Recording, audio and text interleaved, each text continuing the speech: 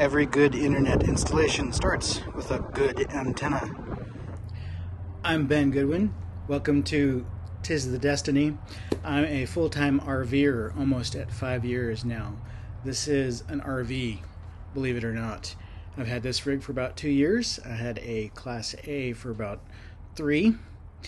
And we're going to talk about internet today, in case that wasn't obvious. So I do have some previous videos on previous internet setups. Feel free to check those out to see where I was in the past.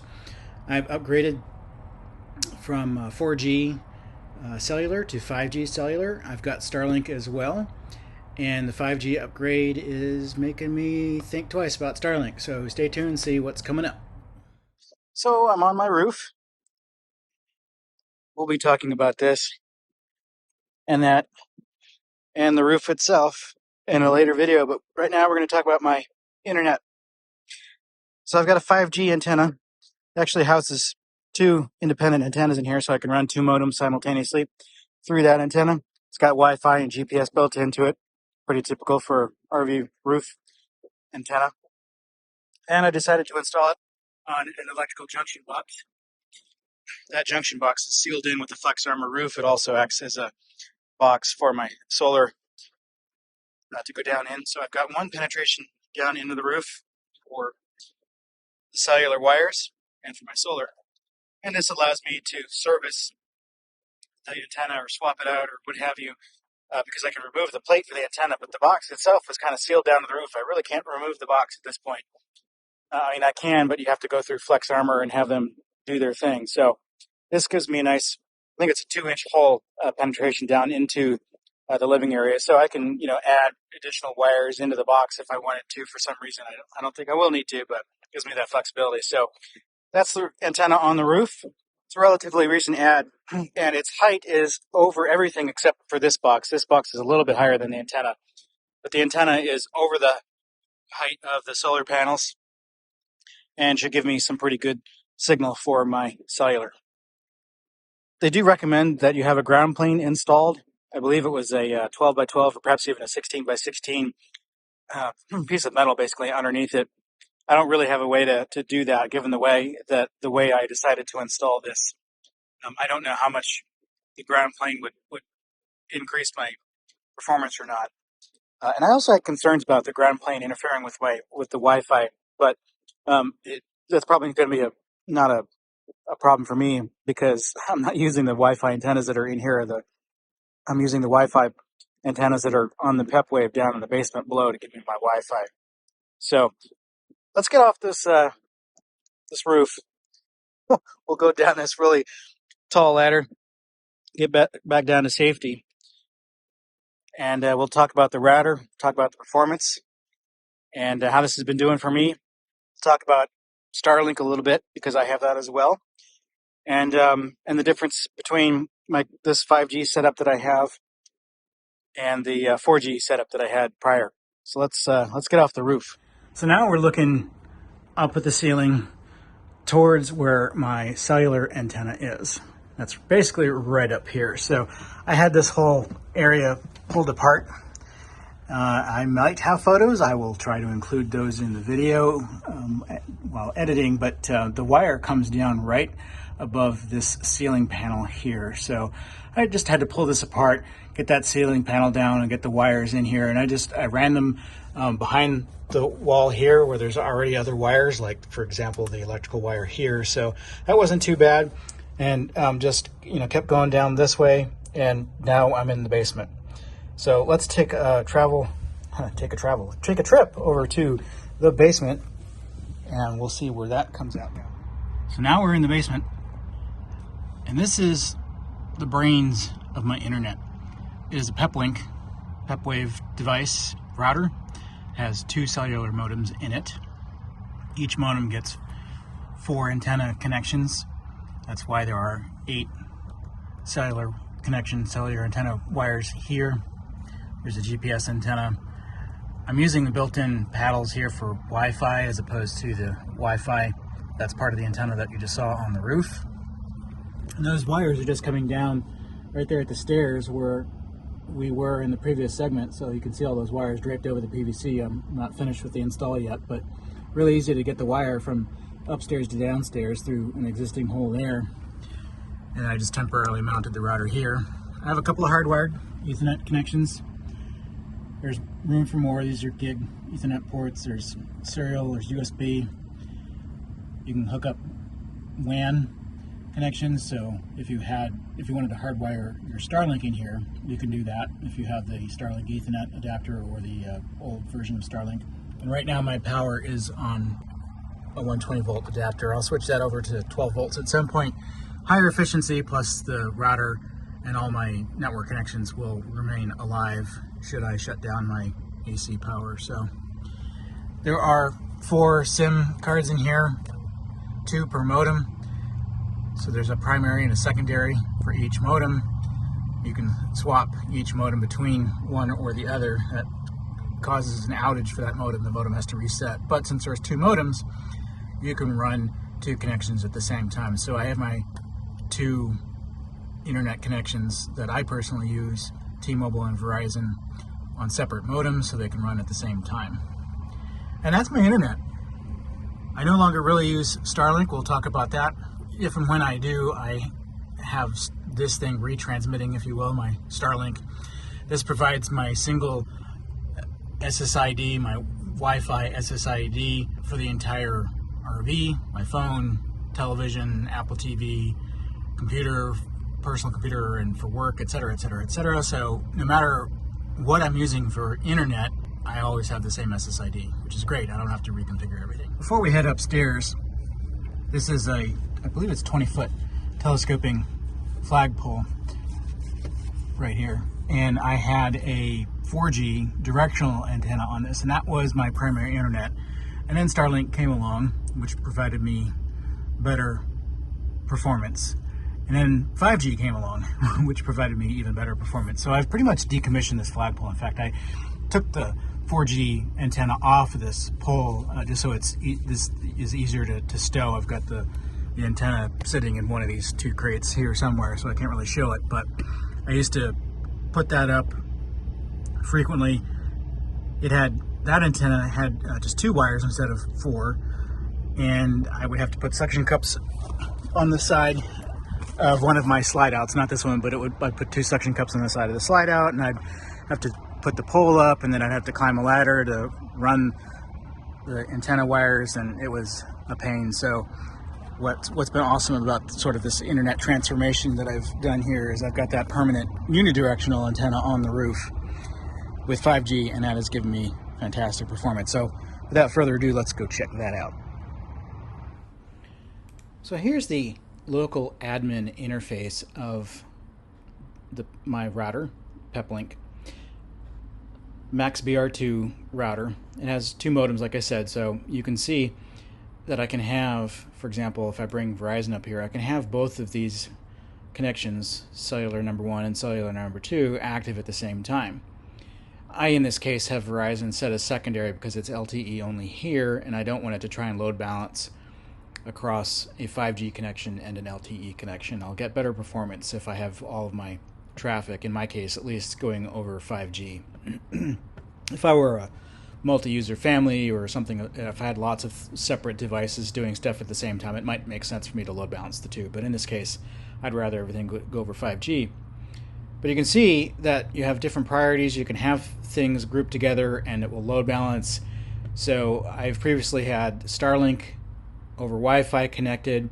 I've actually had Xfinity connected. I had cable internet for a short period of time. I had a cable modem directly connected to the WAN port of the Peplink. So that's WAN port number 2. There's also WAN port number 1. I think for a while I had Starlink connected over WAN, but I found it easier to have Starlink connected over Wi-Fi. That works just fine. So what's great is you can have all these different connections. You can have them set to prioritize each connection. So you have one active and then you have failovers, or you can have them all at the same priority so that they load balance. So in theory, I could have 2 cellular connections and Starlink, all 3 of them active at the same time, and it would load balance all 3 of them. And if you run a speed test, you'll get amazing numbers. Real world performance won't actually perform that way for a single application, but for a household or an RV load of people, that might make a lot of sense because you're going to distribute the traffic across your different connections and you'll get better performance overall that way. So I wanted to wrap up with general observations and experience and why I'm running my internet the way I am now. When I started this journey, I was in Orlando, in the Orlando area, back in, well, for the winter. I left, I think I was there from December until maybe late March.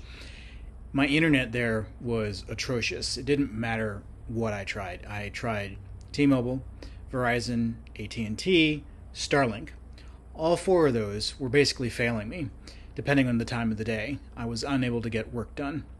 So fortunately, I was able to get Xfinity landline, if you will, cable internet, 400 megabit service for $50 a month through the campground. Actually, it was directly from Xfinity, but the campground was already pre-wired.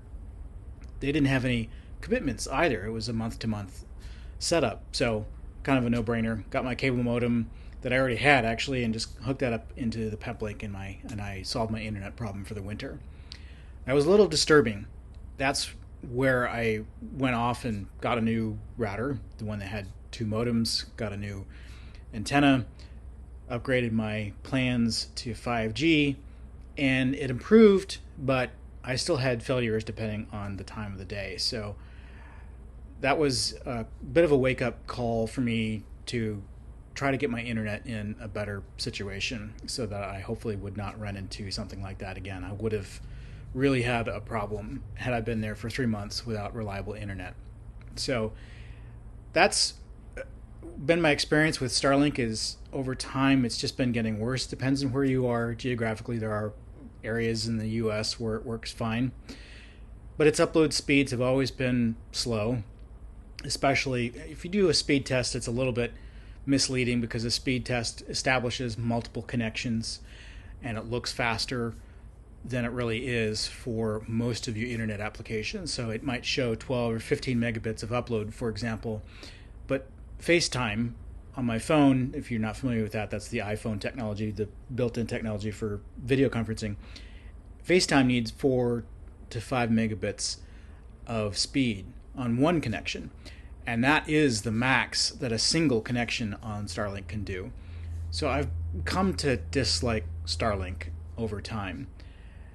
There are probably times when it will fill in the gap if you're just too far away from cellular towers, but the 5G coverage has been really good, and I'll talk about that in a moment. So I've actually shut off my Starlink. I've got it. I decided to abandon my really nice grandfathered plan and stop paying for something that I wasn't using and go to the RV plan, which lets me pause and resume service. So if I do get in a situation where none of my cellular options are working, I can turn on Starlink and get my internet. So over to my T-Mobile and Verizon combination. Having spoken with Easy Mobile Data, they provide my T-Mobile and Verizon, and they were also providing AT&T back when I was in Florida. Their recommendation was to pair Verizon and T-Mobile together. That provided a better redundancy, if you will, as you travel around. Like if Verizon worked, AT&T tended to work.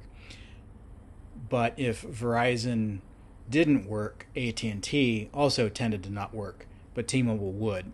So pairing Verizon and T-Mobile is sort of gives you a broader spectrum of possibilities to connect as you're traveling around.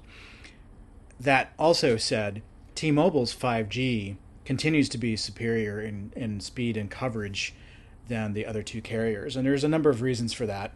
Not the least of which is the frequency that they won in the FCC auction. It is a lower frequency than Verizon and AT&T.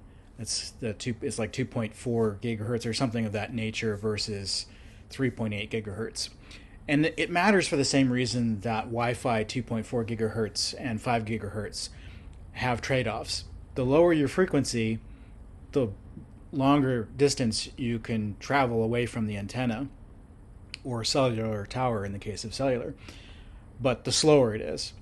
So it sounds a little weird to say that T-Mobile's 5G coverage on lower frequency is better than Verizon and AT&T on their higher frequency 5G, but it's more about, for right now 5G is more about physical coverage than it is about raw speed.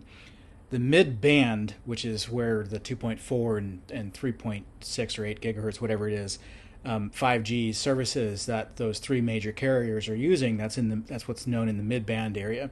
That mid band area is sort of what's called the sweet spot for 5G performance. So the fact that it's 2.4 versus 3.6 doesn't matter as much as 2.4 just has better coverage than 3.6 and 3.8. That's part of why T-Mobile's winning. They're also winning because they won that auction early on, and they have not had any concerns from the FAA like AT&T and Verizon have had, with concerns around interfering with radar equipment at airports and things like that. You may have seen some of that in the news. So that has delayed their rollout. So T-Mobile is, from a timeline perspective, ahead of Verizon and AT&T. And that's been my experience. T-Mobile has almost always won since I've been traveling around with my 5G setup. So I'm quite happy to have Verizon and T-Mobile as my forms of internet. I have them both live at the same time. It ends up costing me $300 a month for the two of those. I was paying $450 a month or $440 a month with Starlink, which I've now dropped. So you can get cheaper 5G plans than what I have through Easy Mobile Data. They have different plans. The ones I have are the unlimited, no throttling, crazy internet usage, person that I am, especially because I'm working and I need my internet to work. So you don't need to be paying $300 a month to have two different carriers on 5G. So find, there's a number of places that provide 5G service. I'm not intimately familiar with them. I've heard stories from other people that I've spoken to about their internet setup where they've got 5G internet and that sort of thing, and they're not paying $150 a month, but they don't have like truly unlimited, uncapped, unthrottled, internet like I do. So anyway, I wanted to share that experience with you and why I've sort of veered back towards cellular for my primary internet, and I've put Starlink on pause for now. So 5G seems to have removed the need for Starlink. A couple of years ago when I was on 4G, Starlink was definitely winning, but that is quickly no longer became the case. So any questions, certainly feel free to leave them in the comments below. I will add some links to my hardware and cellular plans and whatnot in the description as well. So until next time, take care.